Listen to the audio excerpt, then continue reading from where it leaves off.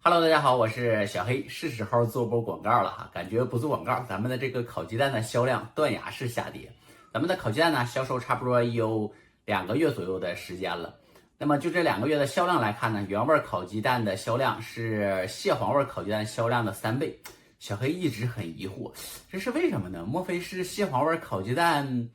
比较贵，所以说是销量比较低？又或者说是小伙伴们感觉原味烤鸡蛋更纯天然、更健康，但是反过来想，这个蟹黄味烤鸡蛋也没有任何的食品添加剂哈，它里面只是有食用盐，然后还有香辛料，香辛料呢也不属于食品添加剂，那这是为什么呢？虽然说贵一点，但是也并不是很多啊。后来经过小黑仔细的研究发现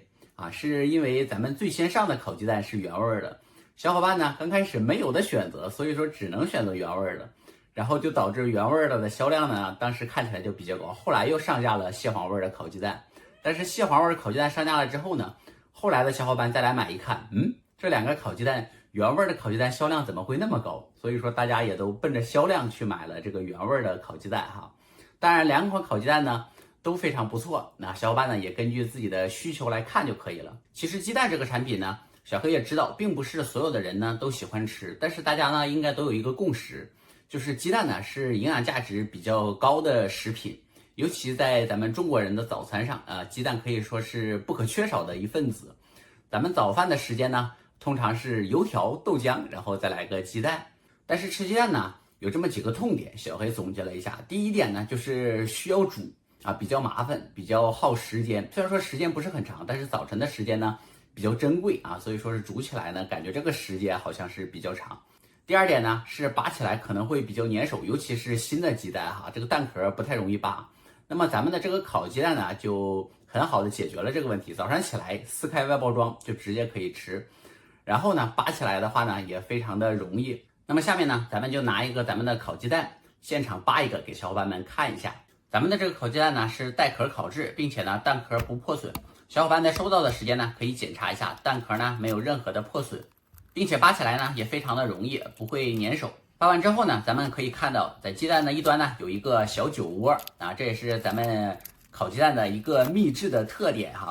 低温烘烤48小时。说到这个低温烘烤48小时呢，有很多小伙伴会有这样的疑问鸡蛋会不会很干呢？因为水煮的鸡蛋可能吃起来呢会比较噎人。那这个鸡蛋呢，我们扒开壳之后可以看到是非常水润的，并且整体吃起来呢也非常的顺滑。咱们的小猫咪呢也特别喜欢吃。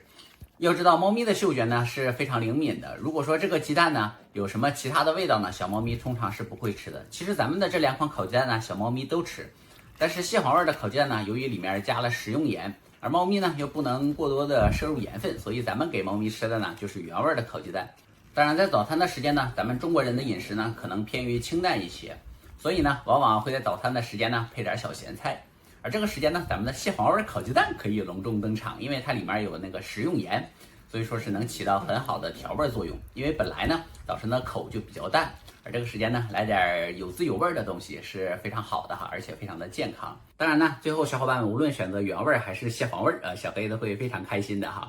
在这里呢，也希望小伙伴们多多支持，好吧？那么咱们本期的广告就到这里了。你还知道下班了，那么咱们也就下期见喽，拜拜。